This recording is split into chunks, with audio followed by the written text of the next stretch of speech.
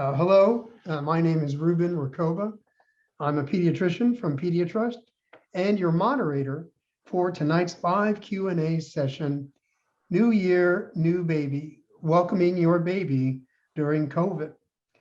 Joining me on the panel tonight will be Dr. Beth Sum, an OBGYN from the Midwest Center for Women's Healthcare, where she sees patients at their Buffalo Grove and Des Plaines offices.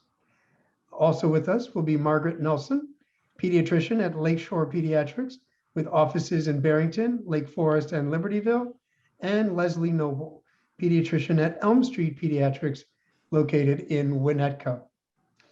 We've had many questions that came in over the last few weeks, and we'll get to as many of those as possible.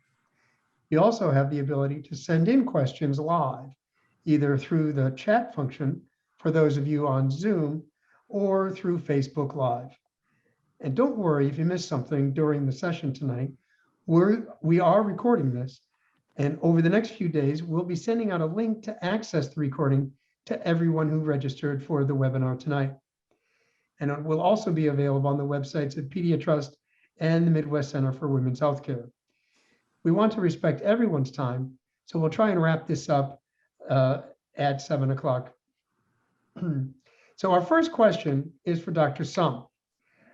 How many people are allowed in the room during birth? And more generally, what can you tell us about the delivery experience at your hospital and how that's different than the pre-pandemic state?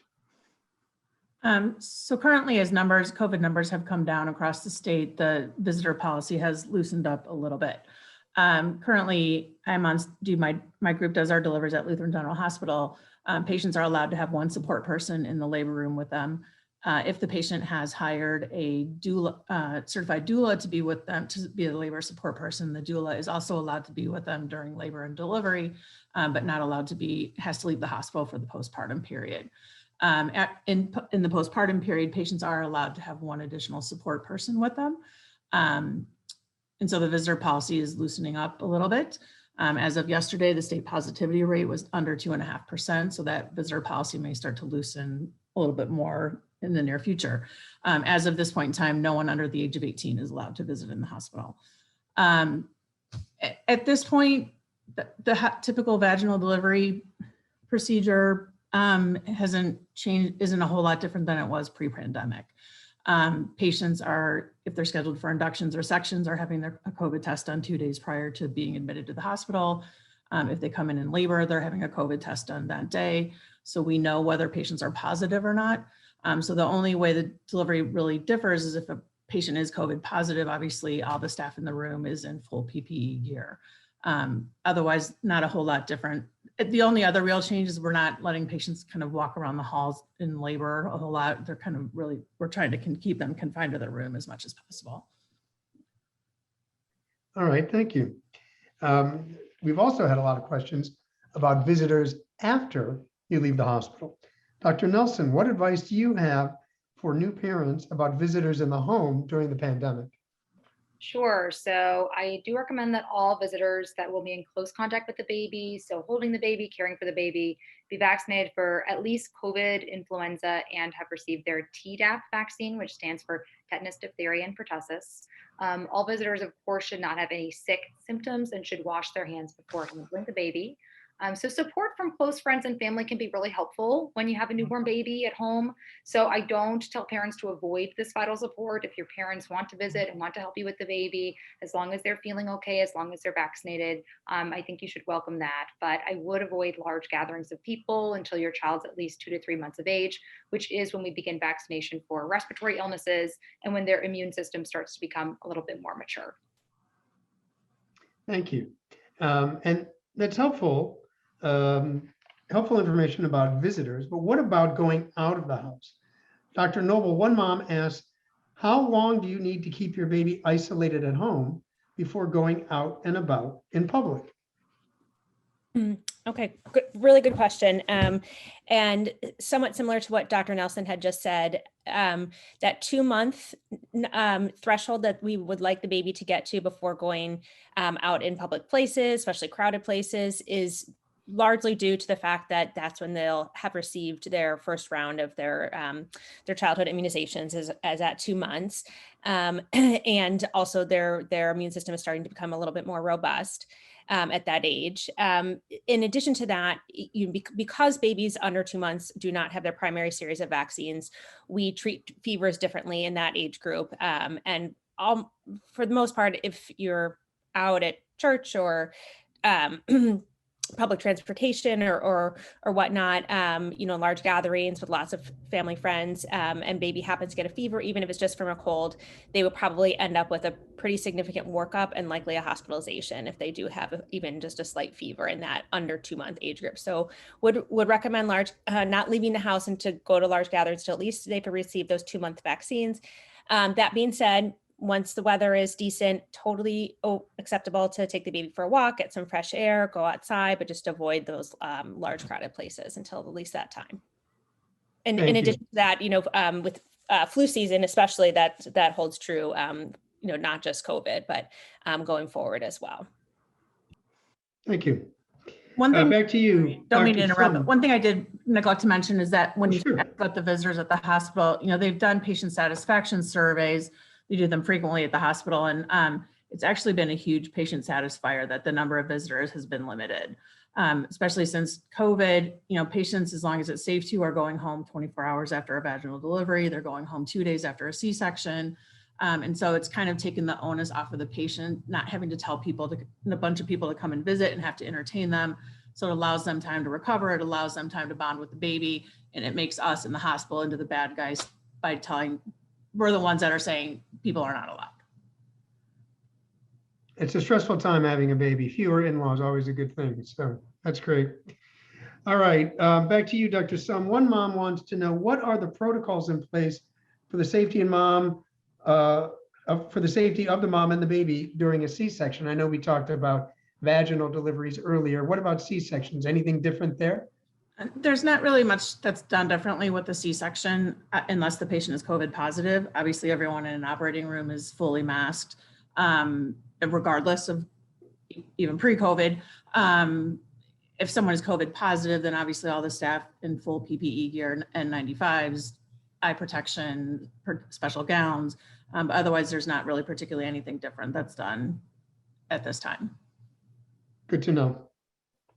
And as a follow-up question about visitors, Dr. Nelson, one mom wants to know if everyone who comes into contact with the baby the first year needs a Tdap, that's TDAP, or just mom and dad. And just to clarify, Tdap, of course, stands for tetanus, diphtheria, and pertussis. And what can you tell that mom?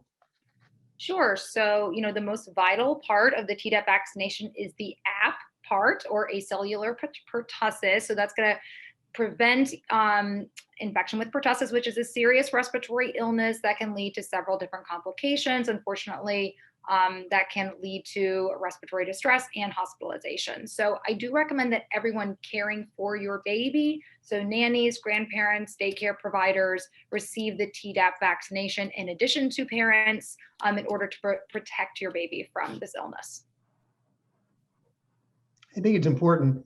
We titled this webinar, having your baby during a pandemic, but there's other diseases out there, obviously, and your baby's probably more at risk from pertussis, I would say, than COVID. We know that when little babies get COVID, they generally tend to muddle through that pretty easily and don't suffer a lot of the same consequences that older people do, whereas pertussis can be quite devastating.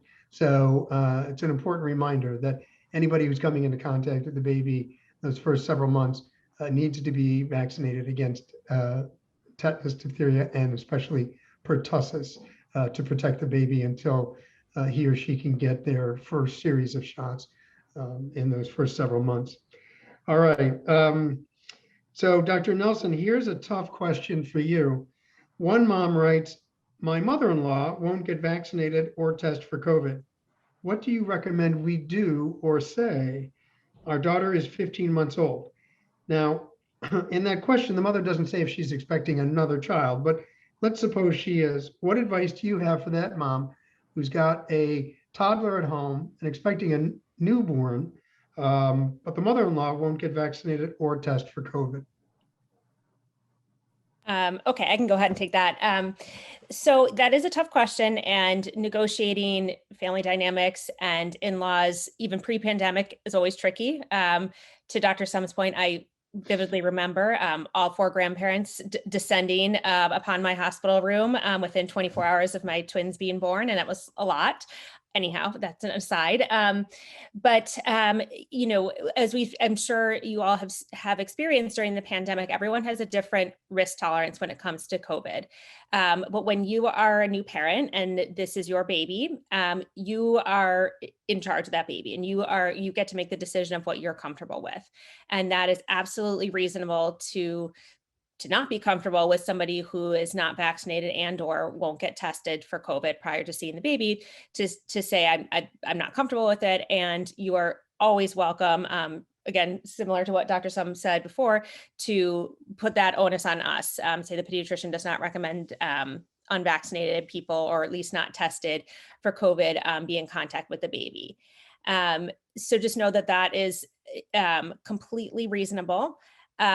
If I had to say, you know, if again, the family dynamics were such that you felt you could not say no, definitely mask, definitely very brief visit, ideally outside, hopefully in a couple months, that's more feasible.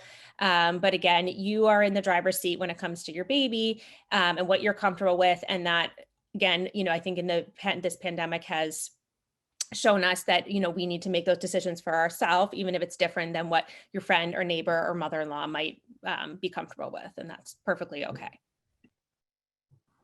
Right. And, you know, make the pediatrician the villain there. Tell them any friend or any in-law who's bucking your desires to get vaccinated or tested, that, you know, it's something the pediatrician demanded, something the pediatrician states has to be done for the best interest of the baby. Make us the villain in that scenario. All right, speaking of vaccines, we get a lot of questions about them. Dr. Sum, most of the questions we got about vaccines during pregnancy had to do with the safety and timing. Is the vaccine safe? Does it promote premature delivery? When is the best time to get a booster? Before getting pregnant, during pregnancy, does it matter? What do you have to say to those moms about the timing and safety of the vaccines, and in particular the COVID vaccine? So just to touch on vaccines in general first, one of the things, if patients come to see us for a preconception visit, one of the things we'll recommend checking are antibody titers for both rubella, which is German measles, and varicella, which is chickenpox. If patients are not immune to either one of those, we would strongly recommend that if they're not immune to rubella, we would recommend they receive an MMR vaccine. If not immune to chickenpox, we would recommend that they receive the chickenpox series. Both of those vaccines are live viral vaccines, so cannot be given in pregnancy. If someone has not had those done preconception, those are tests that we do check during pregnancy, but those vaccines cannot be given during pregnancy, so they have to wait till be immunized in the postpartum period. During pregnancy, if a patient has not already received a flu vaccine for the season, we strongly recommend a flu vaccine for a couple of reasons. One, if someone is pregnant and contracts influenza, the infection can be much severe than it is in non-pregnant patients. And two, if you've been vaccinated after you deliver, it'll hopefully prevent you from contracting influenza and transmitting it to the baby. The flu vaccine ideally should be given prior to the end of October before we start seeing cases in the area, but it can be given at any time during the flu season and at any point in the pregnancy, even during the first trimester. The Tdap vaccine has been mentioned a couple of times. That is something that we advocate for in pregnancy. Anytime between 27 and 36 weeks of pregnancy, the vaccine can be given. After 36 weeks, it could still be given, just probably not enough time for any antibodies to get across the placenta to the fetus. And as far as the COVID vaccine, you know, what we're seeing, it is very safe. The CDC has a registry that they have started called VSafe. And patients who have received the vaccine can go to the CDC website and can register to be part of their the registry, and they will get messages during their pregnancy asking for updates on the pregnancy. At this point, they have over 200,000 pregnant, either patients who received the vaccine while they were pregnant or conceived within 30 days of receiving the vaccine. We have not seen any increased rates of infertility. We have not seen increases in premature delivery. We have not seen increases in infants of small gestational age.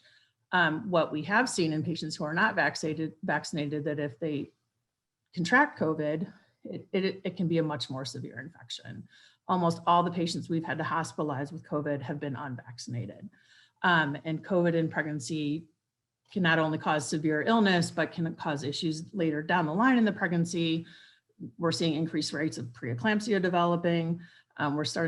We suspect there may be a slight increase in stillbirths associated with COVID. So our feeling that the vaccine is very safe and patients should we're strongly encouraging patients to be vaccinated. Of the two vaccine types, the mRNA vaccine, the Pfizer and the Moderna are preferred for a couple of reasons. One, they seem to be more effective at preventing COVID than the J&J vaccine.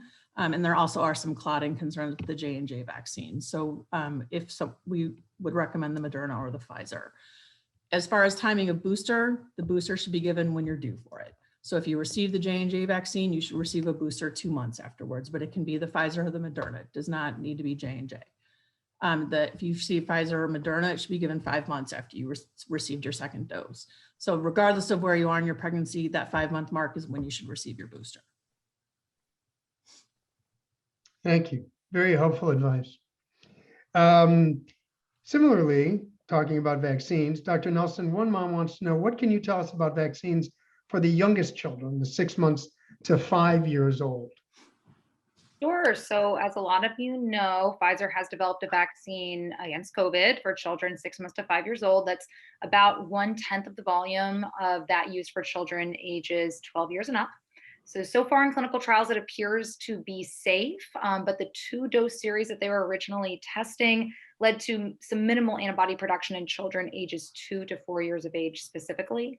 Therefore, Pfizer is currently testing a 3-dose series with the same volume, same shot.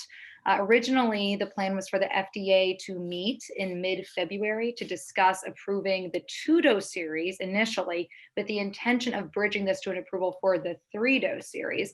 But just prior to this summit, they decided to wait until more data was out about the full 3 doses, which they are currently testing, with the intention of just meeting and approving the 3 doses altogether. So we currently don't have a new date set for when this next summit will be to talk about the 3 doses altogether. But once the FDA does approve this likely 3-dose series for the 6 month to 5 year age group, PediaTrust will of course let all of our families know and let you know what options we have available to get your children vaccinated. Currently, we are vaccinating all children 5 years and up if parents would desire it through just coming to our clinics or coming to some different vaccine events that we've put on. And so far, I've been really reassured by all the safety data that's come out regarding use of the COVID-19 vaccine in children, and I have been recommending it to all of my families.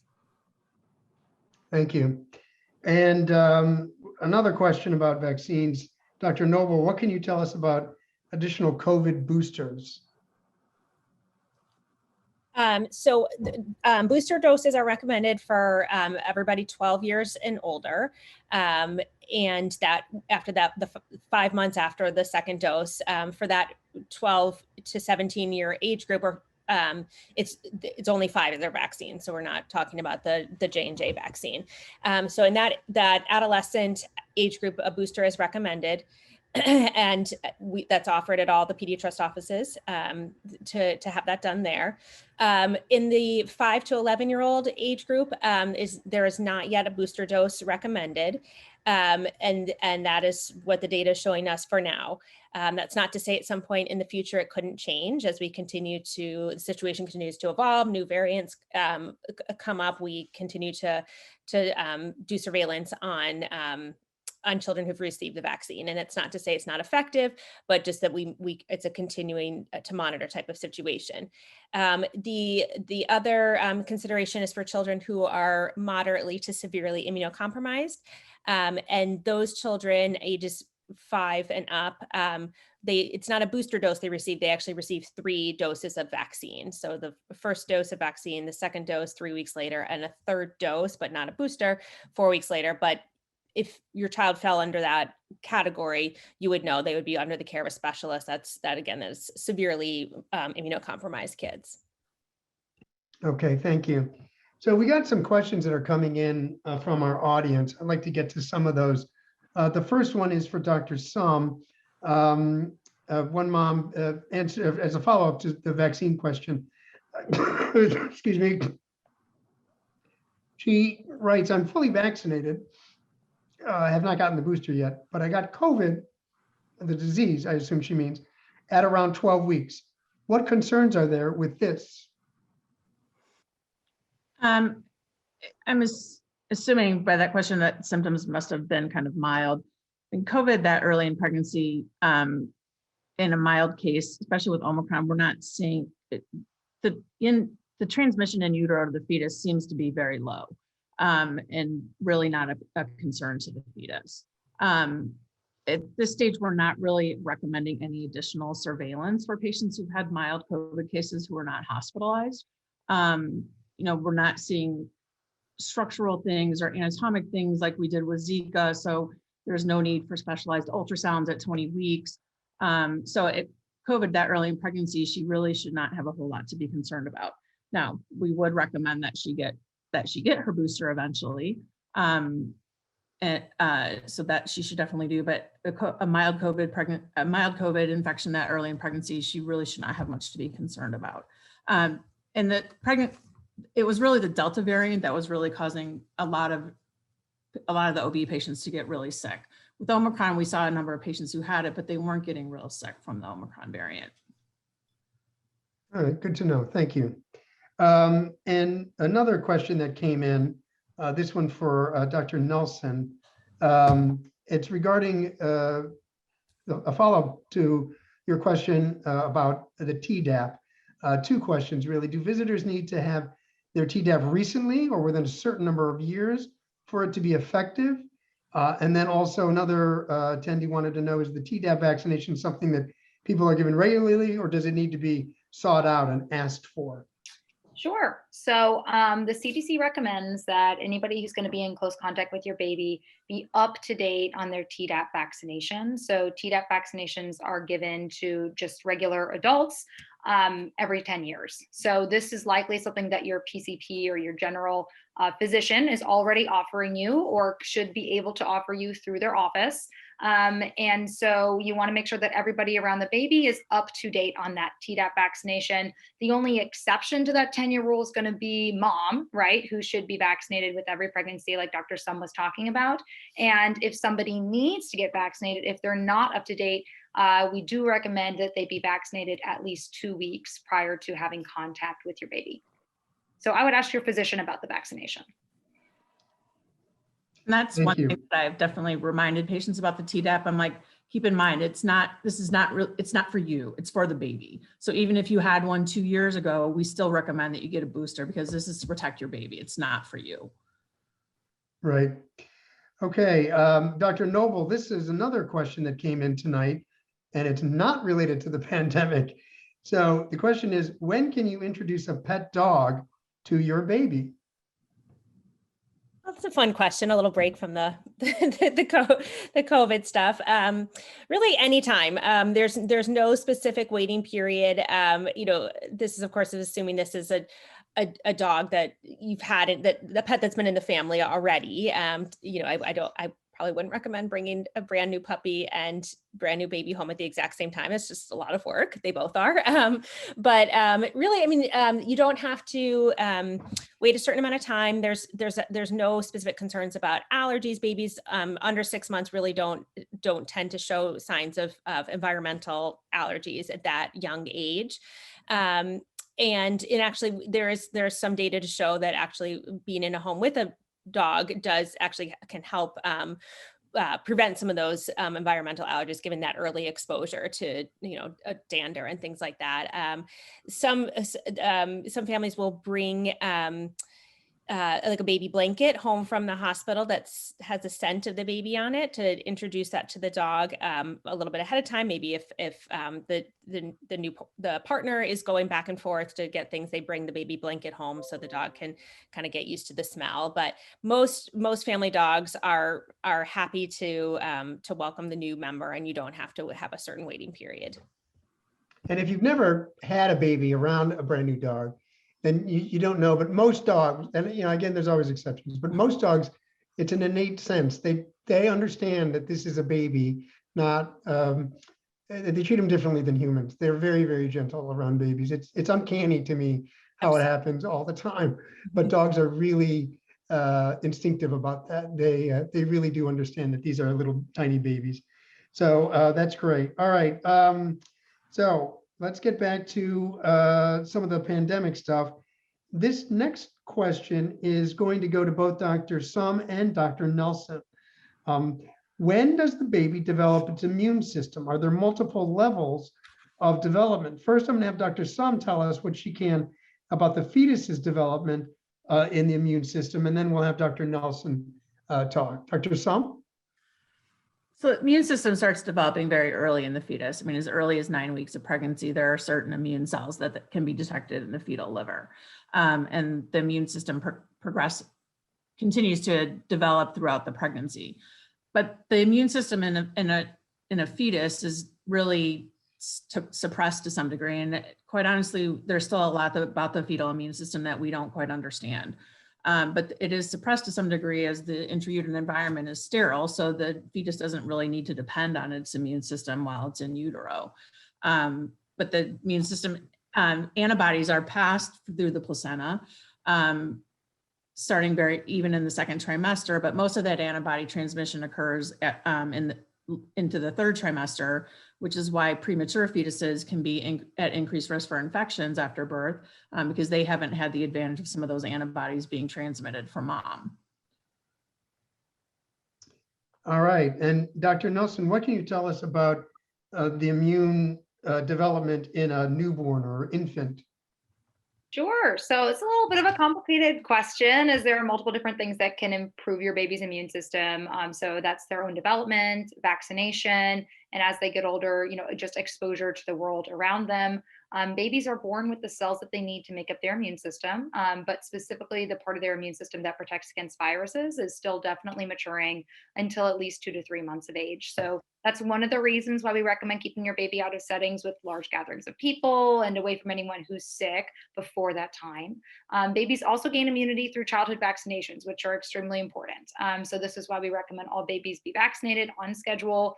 And that first big round of childhood vaccinations will again start at 2 months, like some of my colleagues have been saying, and that is going to boost your child's immunity and make you feel more comfortable to take them out and around other people at around that 2 to 3 month of age stage. Then as your child grows and is exposed to more things and gets more vaccinations, their immunity will only continue to grow, and you can feel more and more comfortable getting them out into the world. Thank you. Dr. Noble, we've had a question that came in tonight about travel, and a couple of questions. Is it safe to travel specifically on a plane with an unvaccinated baby? And when would you feel comfortable telling a parent of a newborn it's okay to travel, after birth? What do you say to those families? Again, to reiterate that what we've said all along in terms of that sort of reaching that 2 month mark. So pre-COVID, that was always my sort of minimum, is they should have their 2 month shots before they go on a plane. And quite honestly, if it was in cold and flu season in wintertime, I might say try to wait until maybe towards the spring, even if they're 3 or 4 months by that age, just to get out of the heart of cold and flu season. During, with COVID, again, I sort of similar to what I alluded to before is, everything we do carries some risk of getting COVID, and we're out in the world, and everyone has a different tolerance for that risk. And, again, for a baby who's quite young, Dr. Rucoba mentioned, yes, tends to, COVID infections in newborns or young babies have, for the most part, not been incredibly severe, but, it's still not anything you're going to want to deal with, because again, if you are, let's say, traveling somewhere else, you're not at home, baby gets a fever, maybe it's just a cold, but they're going to be in the hospital for, 24 to 48 hours, most likely. So, again, I can't, when it comes to making those cost benefit risk analyses, when it comes to what you are comfortable with COVID, that's somewhat of an individual decision and your own sort of gut check of what you're comfortable with, but definitely not at traveling before 2 months of age on a plane. And in terms of plane travel in general with COVID, depending on what you read and who's putting out the data, the filtration systems on airplanes are pretty good. And if everyone is appropriately masked, the transmission is probably not necessarily on the airplane per se, but when you're on the jet bridge and you're crowded together, you're in crowded spaces, you're in the airport, then you're more at risk when you're in those close contact, close quarters with other people. So, and at this point, hopefully, as Dr. Nelson said, we're not too far off from baby 6 months and up being able to be vaccinated, hopefully in a couple of months. So, at the end of the day, I think if it were me, I would probably hold off at this point in time until, because we're getting close to that vaccination mark for 6-month-olds, but definitely not before 2 months. And again, that even stands pre-pandemic. All right, sage advice. Thank you. Here's another question that I'm going to pose to two doctors, Dr. Sum and Dr. Noble. A lot of questions from moms who are teachers. Obviously, a common occupation. One mom states she's wearing a KN95 while pregnant. Is that enough protection for her and her fetus? She notes it's hard to breathe at times. Dr. Sum, can you answer that? So what we found when Omicron came about is that cloth masks were definitely not effective against it. And so at the very least, we recommend that patients wear single-use surgical or medical grade masks. There's some data to suggest that perhaps patients should be wearing N95s or KN95s. I mean, I would tell that, what I would tell my patient is if she feels like she's short of breath or she's having a hard time breathing, that I really feel that a single-use medical grade or surgical grade mask is fine. And otherwise, they just need to be taking the normal precautions that all of us need to be taking. You need to be washing your hands frequently. You need to, especially teachers with younger kids who who are not vaccinated, who can't be vaccinated, or, social distancing is important. But I would not say that it's absolutely necessary to wear a KN95. Obviously, she should also be, I would hope, immunized. And what about after those moms deliver and return to the classroom? If masks become optional at many schools, as it looks like they're going to be, what should a teacher mom with a newborn at home do in that situation? Dr. Noble, what do you say? Well, that is not an easy question, but again, taking all the precautions that you can do to protect yourself, hand washing, wearing an appropriate mask that you're comfortable in. If you can wear a KN95 mask, great, if you're comfortable in that. But as we've seen, and this is often what I recommend to when parents ask this question, what mask should my child wear? It's whatever mask they're going to wear the best, and that's going to fit them the best. And again, cloth mask notwithstanding in terms of Omicron, but whatever, if it's a surgical mask or it's a KN95 that's going to be comfortable for that teacher mom to wear at work, that's the most important thing, something that you can keep on all day. You're not having to keep taking on and off. As far as, the students potentially going maskless now or in the coming weeks and months, we've seen with schools is that the school rates of infection follow the community rates. So that's really what's most important. And we would hope that's how the schools are making that decision. We know that's not necessarily the case, but that's what we've seen is that when community rates are low, school transmission rates are low. And hopefully that's because it's still ultimately masks are still recommended. And so hopefully many parents, even if masks are not required, if community rates are low, they might say, okay, I'm comfortable with my child not coming to school in a mask. And therefore, but it's really, that's the number that that's the data you should be looking at, is what the community rates are. If community rates are high, it's not a good time for people to be unmasked. And hopefully the students and the parents of the students are recognizing that. So I don't have an easy answer to that, but I guess, just to say you have to do all those steps to protect yourself. Good fitting mask, washing hands, and again, hopefully in the school that you're in, they're following the data that is focused on the community rates. Right, and it's we're on shifting sands here. Every day it seems like there's a new set of circumstances that we have to deal with. So the answer today may be very different than the answer next week, or you may be faced with different circumstances depending on what your school does.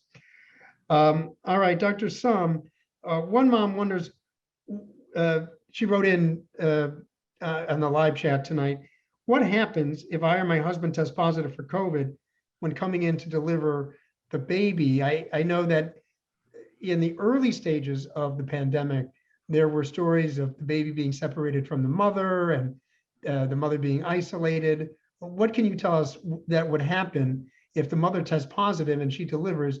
Can she still see her baby? Can the baby room in with the mom? What can you tell us about that?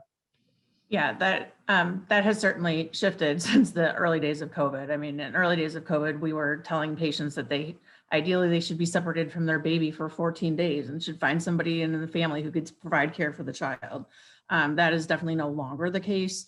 However, if a father tests positive for COVID, he would not be allowed in the hospital for the delivery.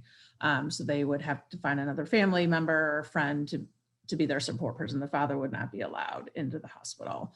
If the patient tests positive, just the typical precautions. All the staff would be in full PPE gear with N95s, eye protection, the special gowns we wear. Patients and their visitors need to be masked in the hospital at all times, whether they have COVID or not. But the baby is absolutely not separated from mom. You are allowed to room in, obviously, when holding the baby, mask on at all times. Mom still can breastfeed. Some moms might prefer to pump and have someone else feed the breast milk to the baby, but that is not necessary. And I would defer this to Dr. Nelson or Dr. Noble, but from my understanding, COVID in young children and newborns is really not, it's a very mild illness. And so we are absolutely not recommending separation at this point. Good to know. Speaking of which, Dr. Noble, one mom wonders if exactly the scenario that Dr. Sum just said, if she can breastfeed if she tests positive for COVID. And what can you tell that mom? Yes, absolutely. Mom can breastfeed if she tests positive for COVID. She should wash her hands, obviously, before she handles the baby, holds the baby, gets ready to nurse, and wear a mask during the feeding. Or if that, again, going back to that risk tolerance, if it makes the mom feel more comfortable to pump, that's fine too. It's still the same milk. But just one sort of reminder with that is that mom should be wearing a mask when she washes the pump parts and gets ready to pump and all of that. And then another caregiver could give the baby the pumped milk. But either nursing or giving pumping and having someone else feed the baby the pumped breast milk is absolutely fine. And theoretically, baby's going to get, whether it's COVID or otherwise, is going to get antibodies from that breast milk. Right. And just to clarify, because I have had this question asked multiple times too, the COVID does not transmit through the breast milk, right? It's a respiratory disease. No. It only transmits from the respiratory secretions of one person to another person. So that's why the mother can breastfeed. The milk is fine and it's pure and it's unadulterated. There's no COVID in there. But it's when the mom breathes on the baby, obviously. So now we're not saying you should isolate, but you should mask if you're going to be that close to the baby, breastfeeding. That's why we suggest those modifications. All right, and then speaking of breastfeeding, Dr. Nelson, one mom wants to know, how do our lactation services work?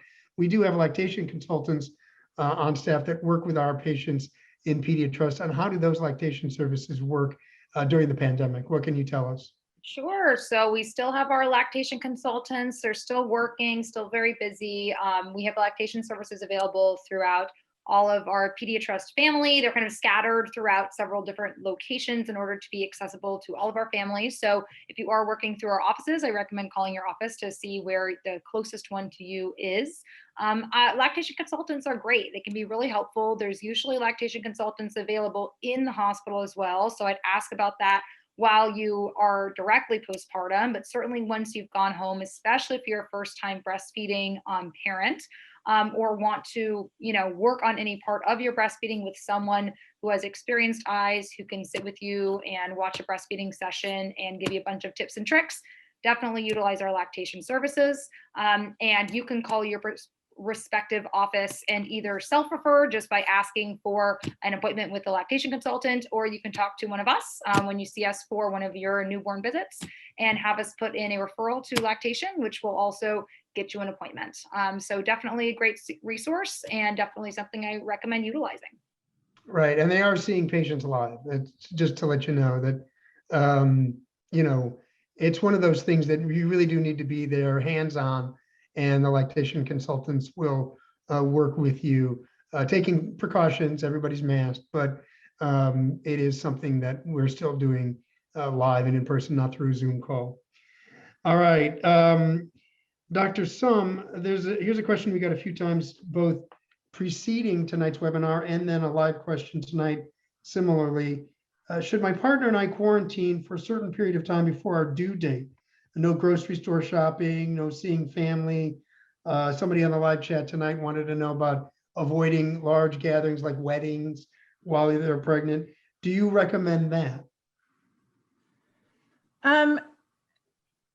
With numbers being down now, I don't know that I would say that I would necessarily recommend that. Obviously, wearing masks, important.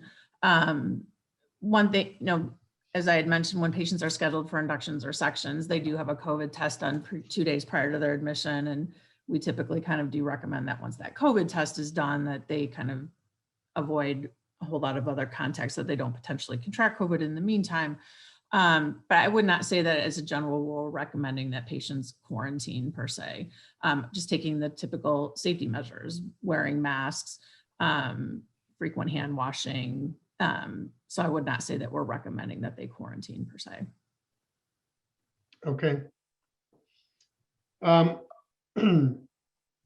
Dr. Nelson, does the schedule or frequency of newborn visits change due to COVID?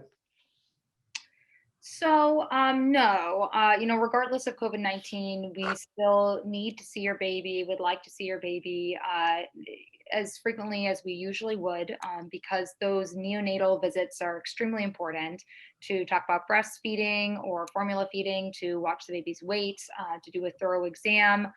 So we will see your child in the hospital, depending on your location. A pediatrician will be seeing them. Then right after discharge, we like to see the child for a newborn visit. Depending on when that is, if you were an early discharge or a vaginal delivery where we're seeing you at maybe 3 days of life, we may bring your child back for a 1-week visit, and then definitely would see them back at 2 weeks, and then again at 1 month of age. So we keep our offices very clean. We all, of course, wear masks. We do not come to work when we're sick. We do testing if there's any exposure and try to make it a safe place for you and your baby. So I think if we're talking about risk versus benefit, it's always more beneficial to make sure that we're laying eyes on those new babies and are there for the parents involved to make sure that they're developing the way they should be. So I would not recommend altering the newborn visit schedule due to the pandemic. Good to know. Thank you. All right, and I guess this question also, taking it one step further, one mom says, I know that in the first few months, there's a lot of visits to the doctor's office for newborns and infants. Is it even safe at this time? Dr. Noble, what do you say to that, mom? Sort of piggybacking on what Dr. Nelson just said, that yes, I mean, that it is safe. Like she said, providers are not coming to work sick, fully masked. And also all PediaTrust offices are, have some way of keeping well and sick patients separated, whether that's different times of the day those appointments are scheduled, or different entrances, or however each office handles that. But your newborn is not going to be at this time of COVID, in the same area waiting as a sick patient. And those new first few month visits are extremely important for, like she said, make sure the baby's growing appropriately, that feeding's going okay, watching their development, thorough medical exams. And then again, we've said many times, starting those early series of vaccinations is super important. So absolutely, like she said, weighing the risk and benefit, very low risk and a good deal benefit for coming to those regular visits. All right, thank you. Likewise, let's see here, Dr. Sum, does being pregnant mean a woman is at higher risk for COVID? Is that simply true? I wouldn't say that being pregnant makes you at higher risk necessarily to contract COVID, but it certainly makes pregnancy is considered a high risk category for severe disease for COVID. And then if someone is obese or has diabetes or chronic hypertension, has some other medical issue during their pregnancy, that makes the risk even potentially worse. What we're seeing in pregnant patients, there's increased, particularly if not vaccinated, higher chances of being hospitalized, higher chances of becoming seriously sick, requiring intubation. So I would not say that it makes you more prone to actually contract COVID, but if you do contract COVID, there's a possibility that could be much more severe than in a non-pregnant patient. Thank you. Dr. Nelson, earlier we had talked about, what to do with a newborn at home and children who go to preschool or school, masking, not masking, how do you handle that? But what happens if the preschooler comes home and actually has COVID and there's a newborn in the house? What does a mother do then? Right. So if one of your children has COVID and the rest of the family does not, you want to try to minimize close contact between that infected individual and the rest of the family as much as possible. So of course, the feasibility of this is going to vary depending on the age of your child, right, and your family makeup. So close contact is defined as being within 6 feet of somebody for longer than 15 minutes without a mask on. So I would recommend that you avoid all contact between your infected child and your newborn if your child becomes infected with COVID, and then limit close contact between the primary caregiver for your newborn and your infected child. So in a lot of cases, this kind of looks like the parents splitting up. One person is caring for the child with COVID, and one person is primarily caring for the newborn. Newborn is not around anyone infected with COVID, and the person who's in charge of the newborn is really trying to limit that close contact. So they're masking around the people who are infected, and those who are infected are masking around everybody else, vice versa. So it's going to look different for every family, but trying to minimize contact as much as possible is key. Thank you.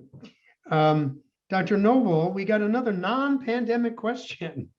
One mom wants to know, is there an ideal age gap between your first and second child? It's an interesting question. What do you have to say? I would say no such thing as an ideal age gap. My own children are 2 minutes apart. Like I said, they have twins, and that's the whole thing in and of itself. But and my family of origin, I'm one of 3, and there's 5 years and 7 years. I'm in the middle, 5 and 7 on the other, and we're all super close as adults. So it really depends on your family and what makes sense for you. I think, I care for families where, it's sort of that, 4 kids under 5 or 6, and oh, how do you do that? And you just do. And people pose the same question to me: how did you have twins? How do you have twins? You just do. And what your family makeup is going to be what's right for you. Families who are blended or have older children from one marriage and then have a newborn. I have a family I'm caring for like that right now. So really, I would say no ideal age. It's there's not one size fits all for that, and everyone's going to be different. So so I don't have the black or white answer for you on that one, but that you whatever, you can't go wrong. There's no right or wrong answer for that one. If I I would could agree. for a second, I from would an agree. OB perspective, what studies have shown is that the ideal time to wait is at least 18 months between to allow the mom to recover. So 18 months is kind of what we'll tell patients is the ideal time to wait for a due date for the next child, at least 18 months. Good to know. All right. Dr. Sum, one mom wonders if she got COVID during pregnancy, can she pass it on to the baby? And then likewise, we got a question in the live chat tonight that's similarly related. If a mom got a COVID vaccine during pregnancy, will she pass the immunity on to her baby? What can you answer about those two scenarios?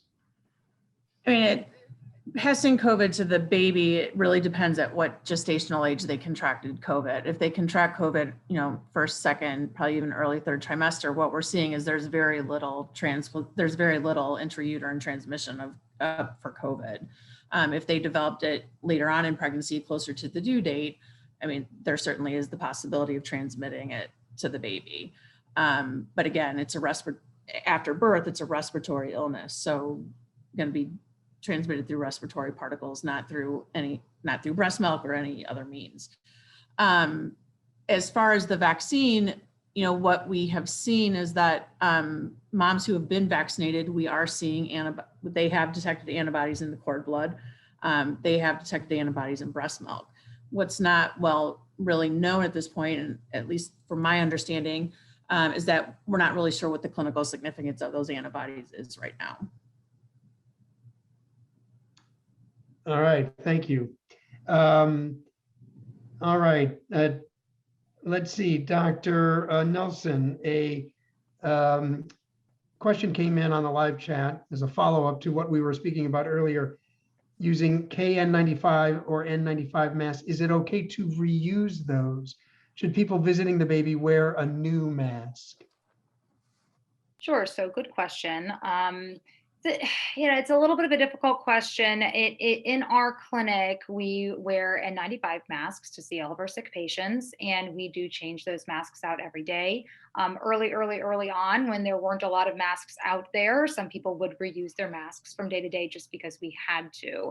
I think it really depends on why you're using the mask. If you're using a KN95 mask or an N95 mask around someone that you know is sick, I would recommend changing out that mask definitely on the next use.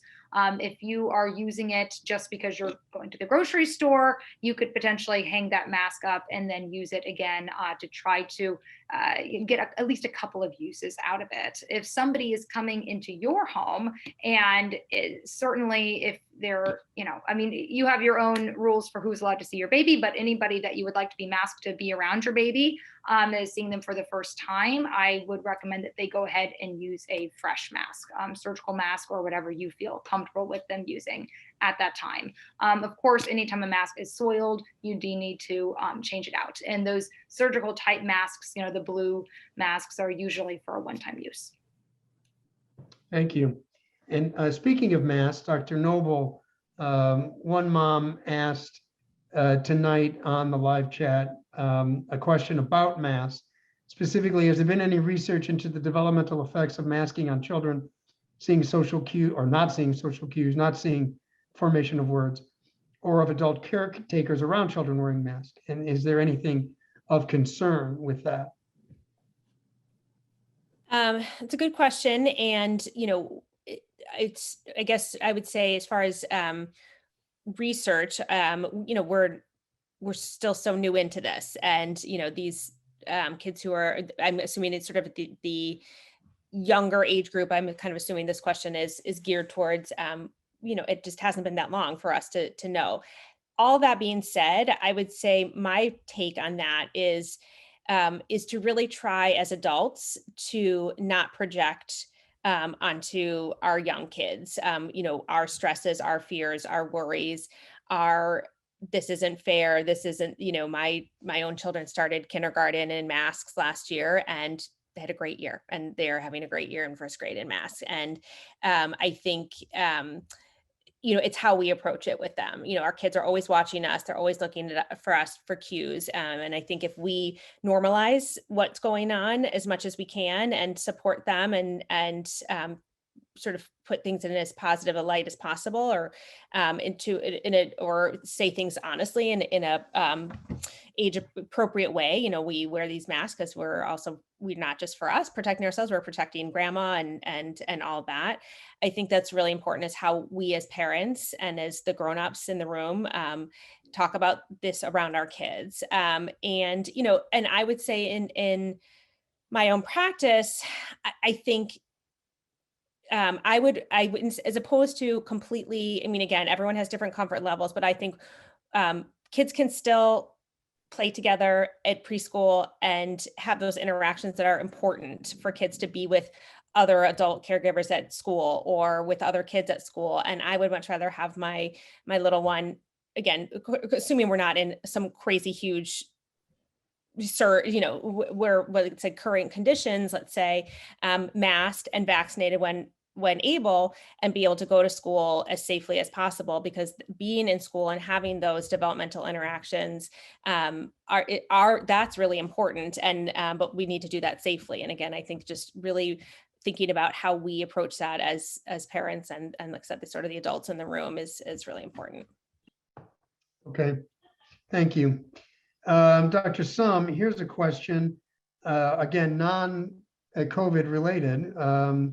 A mom wants to know, what age is too old to have a child? Now, I've read the Bible, and I know that Abraham's wife, Sarah, was something around 90 when she had a baby. So I'm going to say 91, but I'm not an OB. What do you say?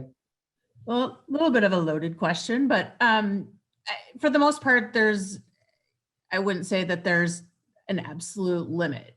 A couple of things to keep in mind. One, fertility definitely declines with age, unfortunately, especially for women.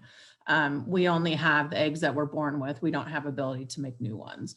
And throughout life, we continually lose eggs through attrition. And then as we get older, the eggs that we have left behind are of lesser quality. So starting at age 35, we start to see an increase in incidence of pregnancies that can result in a pregnancy that has a chromosomal anomaly, Down syndrome being the one we see most commonly. And that risk increases with age. And it's a phenomenon that is purely based on the age of the eggs. It has nothing to do with how healthy patients are or aren't. Patients who've been pregnant before, it has nothing to do with how well previous pregnancies have or haven't gone. It really has nothing to do with family history. It's just as women get older, the chromosomes in their eggs can get sticky, and then they may not separate like they should. So the chromosomal issues is one issue.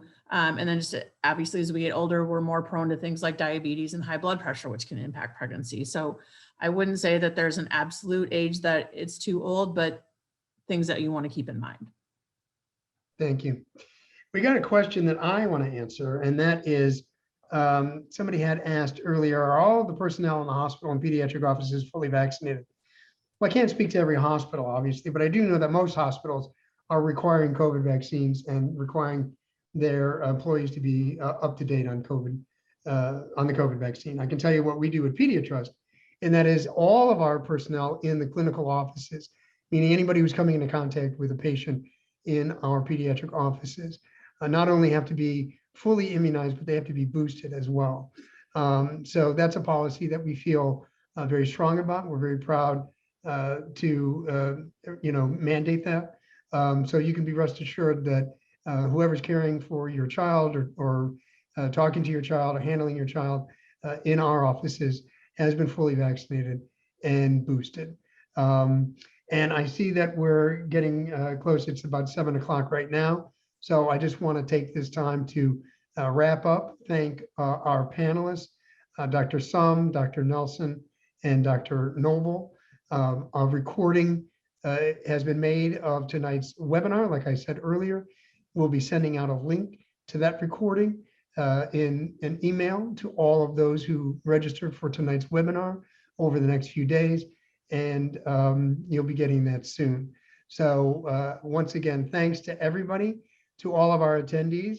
I hope you have a healthy pregnancy and a good delivery, and stay warm out there. Thanks again.